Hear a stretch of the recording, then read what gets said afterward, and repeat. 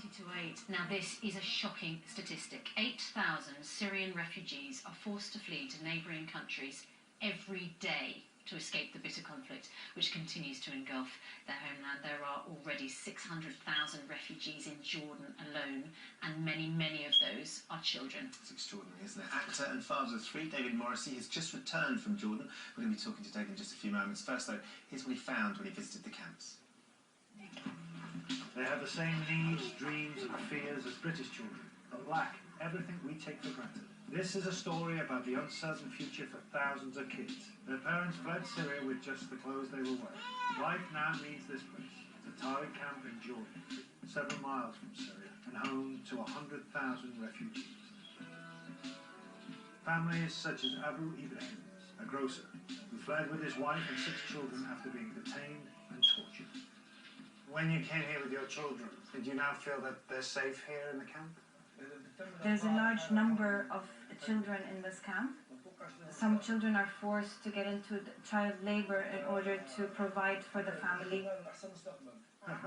Over 100,000 Syrian refugees live inside camps in Jordan, but outside the camps there's 3 times that number, fending for themselves. They're the middle-class Syrians, the accountants and builders who just don't want their children growing up in camps. I'd like to ask you what you would like to do when you grow up.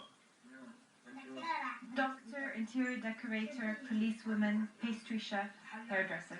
What do you think the future would hold for you and your family? If we were to remain in this situation, I do not see a future for my children.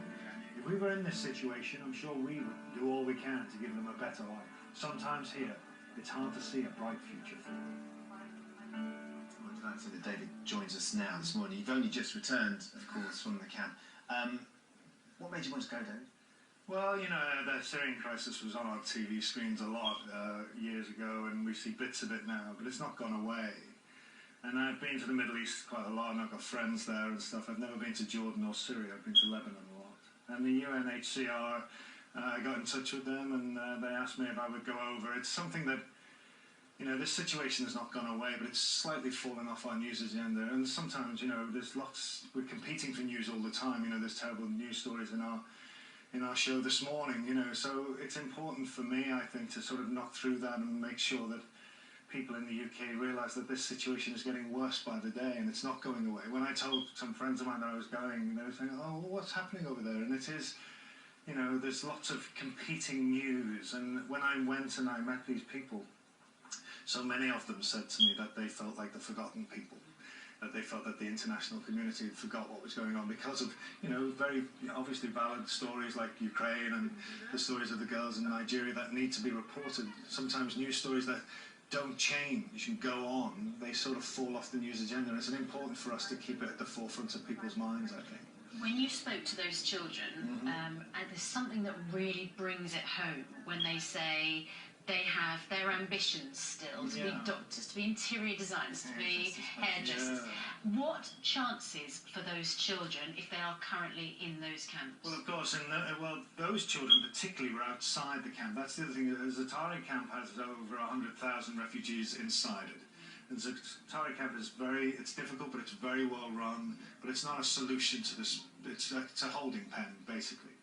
But, you know, two-thirds of that number live outside of the camps. They're renting basement flats and rooms off friends or landlords or whatever. The prices have gone up because there's a refugee crisis, so they're feeling the pace. But those children particularly, I asked the one girl what she wanted to do, and she said an interior designer.